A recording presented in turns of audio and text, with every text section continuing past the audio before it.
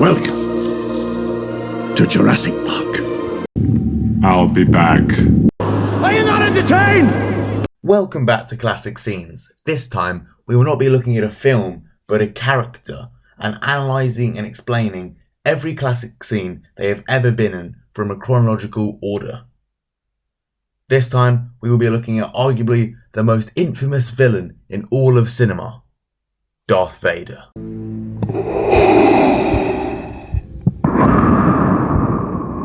The climax of the entire prequel trilogy, the Obi-Wan Kenobi versus the newly titled Darth Vader Mustafar fight, is the first classic scene from a chronological standpoint. The newly made Sith Lord takes on his former master, mentor, and friend in what is the best pure duel of the entire franchise.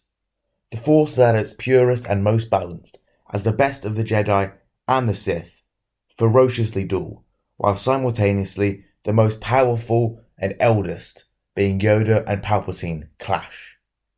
Vader, or Anakin, is clearly the more skilled Force wielder and duelist out of the two, as Obi-Wan is forced into a defensive stance and is on the back foot for the entire battle. In fact, the only reason he is able to survive is that Obi-Wan is the master of Form 3 of dueling, the most defensive style of fighting. He manages to block and parry Anakin's attacks through Mustafar's fiery and tumultuous climate, making us feel that they are battling through hell for good or evil. Only one can prevail. The fight uses the setting of the lava world to fantastic effect as they move through tight spaces, and this adds to the feeling of claustrophobia, as with every second passing in the fight, we wonder how much longer Obi-Wan can survive. The environment around them feels like a third fighter, as he seems to always have to avoid something, with one of the best shots being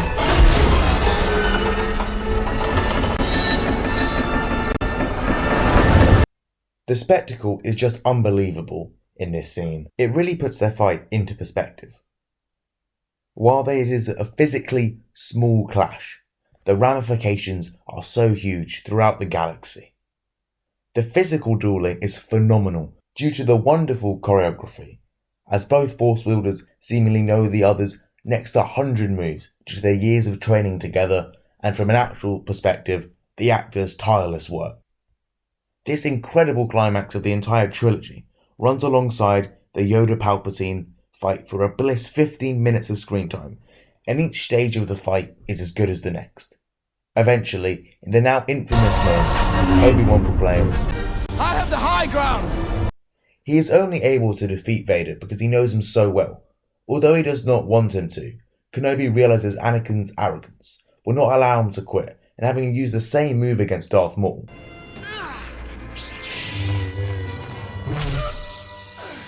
Obi-Wan is able to predict Vader's jump and kill him in midair. As Vader's body rolls down to the lava, words are exchanged as Obi-Wan takes the easy way out, not able to slaughter his former friend, instead turning away and letting him burn to death. However, Vader is rescued and kept alive, thus allowing the story of Star Wars to take place, and Darth Vader, as we know him, to be born.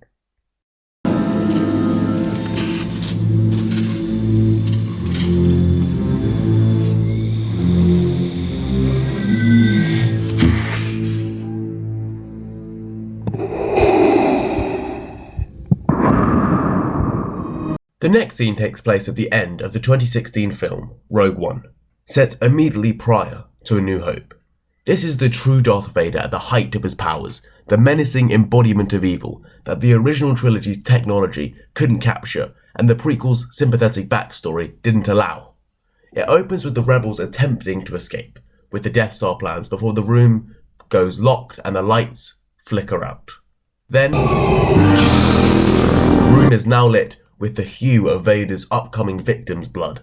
The soldiers frantically attempt escape from the encroaching slayer behind them, and this really resembles a horror movie as the audience's dread rises, even though we know from A New Hope that none of these men will survive.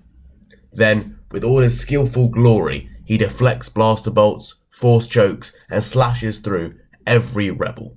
My favourite kill being when he force lifts the first rebel to the ceiling, before holding him there with a clenched fist in an intimidating pose, Then, without even looking, he slices through the man's abdomen. As the rebel holding the plans is framed in shot, Vader can be seen nearing him with every slash, heightening the fear, and the pointless fleeing further enforces the horror villain image. Just as it seems he is about to escape, the lightsaber impales him from behind and the door opens, revealing that while he slaughtered all of those men, he was holding the door open with the Force. This scene reinvigorated arguably the best villain of cinema and brought his full menacing potential into the new age of films. While this one is not technically a scene, and I'm not sure how I'll classify them when I come to the films, I have to include one of the most famous moves in cinema history. So well known, nearly everyone who has seen a film has reenacted it. The Force choke. There are 4 instances in the film that warrant being accumulated for this classic scene, and they are Director Krennic in Rogue One that is accompanied with a great one-liner. Be careful not to choke on your aspirations. Admiral Moti in A New Hope, which is the first time this iconic move was revealed, and what a great scene that was. Admiral Ozzel falls victim to a choke through a screen, which is my personal favourite. And finally, later in Empire Strikes Back, Captain Needa falls victim to the classic Force choke one-liner combo. Apology accepted, Captain Needa. The third act of Empire Strikes Back is perhaps the greatest of the entire series, and centre stage is the climactic clash between Darth Vader and the son of former Anakin Skywalker. Luke runs through the heavenly-looking Cloud City before rising into hell, with Satan already there. Throughout the film, Luke is then repeatedly told he's not ready, yet the audience believes somehow he will find a way against the Sith Lord. However, this false hope is destroyed with Vader's first line. But you are not a Jedi yet. When the duel starts, Vader begins to test Luke, simply toying with him with such ease he seems like a robot, stressing the mechanical element to his character now, a far cry to the energetic and enthusiastic swings of Anakin in Revenge of the Sith. Just like the Mustafar fight, Luke is on the back foot the entire time, as Vader disarms him with only one hand. Just like Jedi Fallen Order, there is no beating Vader. A win is survival. What makes the audience fear him even more is the fact that this is just an audition in his eyes. He could kill Luke without a weapon.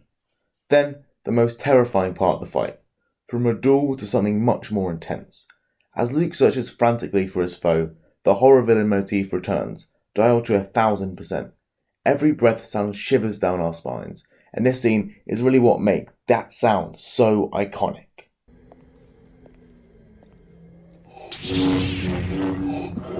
Vader is an embodiment of terror, a true villain.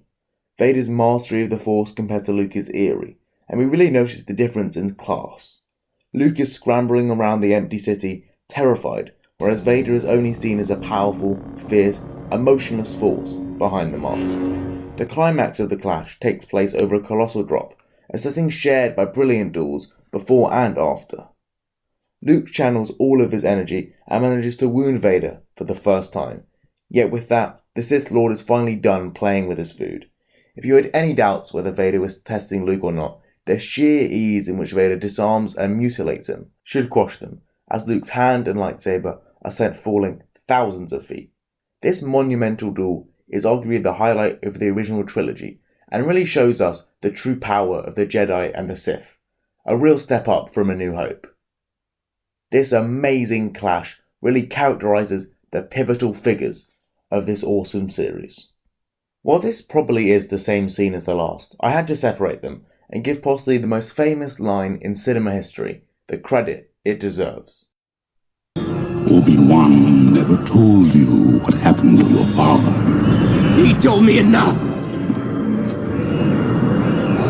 He told me you killed him. No, I am your father. The enormous reveal is signified by the iconic score slowing down and increasing in its volume, creating an eerie effect that really lets the audience know how important this truly is. The final classic scene of this iconic villain is of course his final redemption and death, the end of his life completing his arc as a Shakespearean tragic hero. After Luke nobly throws away his lightsaber and refuses to give in to the dark side, the Emperor proclaims, Now, young Skywalker, you He debuts the mythical Force lightning, and Luke writhes in agony, begging for his father to save him. The camera exceedingly focuses on Darth Vader, which foreshadows the end of the scene as he watches his son being tortured in front of his very eyes. Suddenly, Anakin snaps out of the Sith Lord and grabs Emperor Palpatine, hoisting him in the air as lightning changes target from Luke to Anakin. He tosses the most powerful dark side wielder ever over the railing down the reactor core to what we all thought was his death. The lightning passes through his mechanical suit and illuminates his skull, and what may be my favourite detail of the video. As Luke carries Vader away, amongst the chaos of the Death Star about to explode, Vader collapses and commands Luke to Look on you with my own eyes. for the first time revealing the face behind the machine. Vader confirms to Luke that he and Leia were right about the good still in Anakin.